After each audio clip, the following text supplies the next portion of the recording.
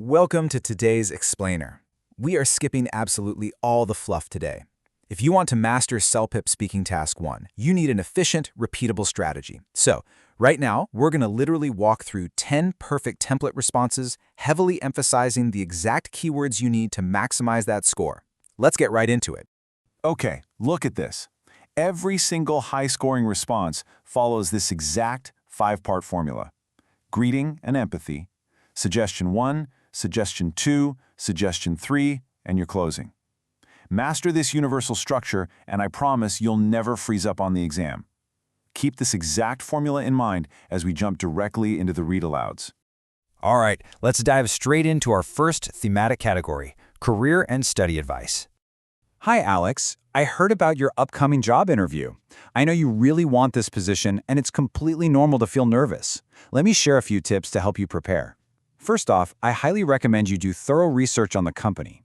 Look into their company culture and core values. Mentioning these during the interview will really show your genuine interest. Second, why don't we practice with a mock interview this weekend? We can record it so you can review your body language. Also, this is a great time to tailor your resume to match the specific questions they might ask. Finally, never underestimate the power of a good night's sleep before the big day. It will help you stay calm and focused. You are a great fit for this role. Let me know when you're free to practice. Moving right along to time management. Hit them with that empathy right away. Hey Jessica, it's amazing that you're going back to university for your master's degree. I understand you're worried about balancing work, studies, and family, but with some planning, you can manage it perfectly. Suggestion 1. First, I highly recommend using the time blocking method. Schedule specific blocks of time exclusively for studying so you can set realistic boundaries for yourself. For suggestion 2. Second, it's crucial to build a strong support system. Have an open conversation with your family and your boss so they understand your new schedule and can support you. Suggestion 3. Finally, please take steps to prevent burnout. It's easy to push yourself to exhaustion, so make sure to schedule quality time for yourself and your loved ones to recharge. And your positive closing. You are incredibly capable, and I'm always here if you need a hand. Okay, let's tackle networking. Here's your opening. Hey Ryan, I know attending your first formal business networking event feels intimidating, but you are going to do great. Here is some advice to help you navigate it. Bam! Suggestion 1. First, prepare your introduction beforehand. I highly recommend practicing a 30-second elevator pitch so that when you meet someone, you can introduce yourself confidently. Suggestion 2. Second, take the pressure off yourself by focusing on listening. Use a simple icebreaker, ask a few open-ended questions, and strive to be an active listener. People love talking about themselves. Suggestion 3. Lastly, don't forget to follow up properly. Make sure to exchange contact info before you part ways and send a quick message to connect on LinkedIn the very next day. And a quick friendly closing. Just smile, be yourself, and enjoy the experience. Awesome. Let's seamlessly transition right into our next section, lifestyle and health choices. Starting with health and fitness. Empathize first. Hi Mark, I'm so glad to hear you're looking to improve your physical fitness. I know you strongly dislike the gym, but there are plenty of other ways to get healthy. First suggestion. My first piece of advice is to simply incorporate exercise into your daily routine. For example, you can start by choosing to take the stairs instead of the elevator or going for a brisk walk during your lunch break. Next suggestion.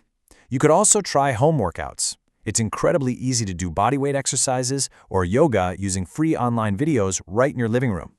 And the third. Lastly, why not pick up an outdoor hobby? If you find an activity you genuinely enjoy, like cycling or hiking, working out won't feel like a chore at all. Close it out. If you want, we can go for a hike together this weekend to get started. Now for reducing screen time. Empathy up front. Hi Chloe, I totally understand how you feel. Spending too much time on our smartphones is something we all struggle with, and it definitely kills productivity and sleep. Suggestion 1.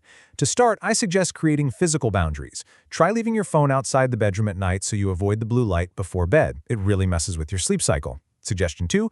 During the day, you should use digital limits. It helps immensely to disable push notifications and set a daily limit on your phone for social media apps so you don't lose track of time. And suggestion 3, finally, why not try a digital detox? You could pick up a new hobby, like reading a physical book or painting, to replace that mindless scrolling. Wrap it up nicely. Let's try this together starting tonight. I'm sure you'll feel much better. So let's shift gears a bit to our third thematic block, covering practical, everyday choices. First up here, pet adoption. open like this. Hey, Sarah, I heard you're thinking about adopting a dog. That's super exciting, but given your current lifestyle, there are a few things I think you should consider first. Here's your first suggestion. First, you need to evaluate the time commitment. Since you work long hours, keeping a dog is a massive long-term commitment. You would probably need to hire a dog walker to ensure they get enough attention and exercise during the day. Suggestion 2. Second, think about your space limits. Living in a cramped space like a small apartment is not really ideal for an active dog that needs room to run around. Suggestion 3. Before making a final decision, perhaps look into alternatives. You could try to foster a pet first to see how it fits your routine, or even consider adopting a low-maintenance cat instead. And your clothes. Take your time to think it over, and let's grab coffee soon to chat more about it. Let's move to a big one, housing. Set the stage? Hey Emily, congratulations on the new job. I know you're torn between renting the downtown apartment and the suburban house, so here's some advice to help you decide. First suggestion. First, you should calculate the commute time. Living in the suburbs means you'll be dealing with rush hour traffic every single day, which can be quite exhausting. Second suggestion. Second, assess your lifestyle needs. Living downtown offers a vibrant nightlife and tons of great amenities within walking distance.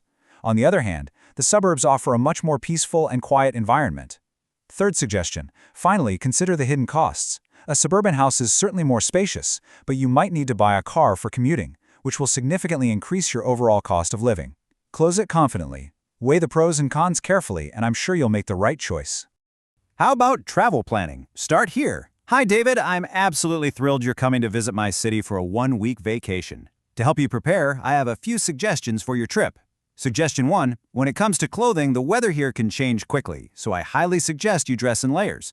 Also, definitely bring comfortable walking shoes because we'll be exploring a lot on foot. Suggestion 2. For our itinerary, I want to take you off the beaten path. We can skip the crowded tourist traps and visit some incredible local hidden gems instead. Suggestion 3. Lastly, it'd be helpful to learn a bit about local customs. Just familiarize yourself with our tip-in culture at restaurants and perhaps read up on how to navigate the public transit system to make getting around easier. Closing. I can't wait to see you next week. Have a safe flight. Okay, buying a used car. Jump right in. Hey Michael, I heard you're looking to buy a used car. Since you don't have much experience with vehicles, I have a few tips to help you get a reliable car and a good deal. First suggestion. First and foremost, always ask for the vehicle history report. This is crucial to see if the car has been properly maintained or involved in any major accidents. Second suggestion. Second, never skip a professional check. Even if the car looks great, you should hire an independent mechanic to do a thorough pre-purchase inspection to rule out any hidden mechanical issues.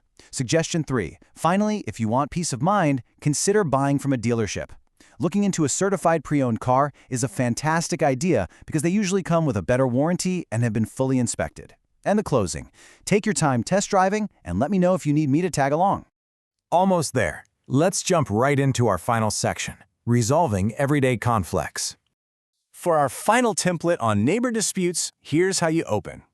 Hi John, I'm really sorry to hear that your neighbor's loud music is keeping you up at night. That sounds incredibly frustrating, but I have a few ideas on how you can handle it politely. Suggestion 1. First, I'd try a friendly approach. You could knock on their door for a quick face-to-face chat or simply leave a polite note on their door explaining the situation. They might not even realize how loud it is. Suggestion 2. If the noise continues, you should involve the building management. Reach out to the property manager or the strata as they have rules in place to enforce quiet hours. Suggestion 3. As a last resort, check local regulations. You can look up the city's noise bylaw and file a formal complaint if things don't improve. Closing it out, I hope this gets resolved quickly so you can finally get some peaceful sleep. And that completes all 10 templates. Practice these exact structures, focus on mastering those bold keywords we just emphasized, and you will be completely prepared for the test. So, which of these 10 everyday scenarios are you going to practice speaking aloud first today? Best of luck on your exam, you've totally got this.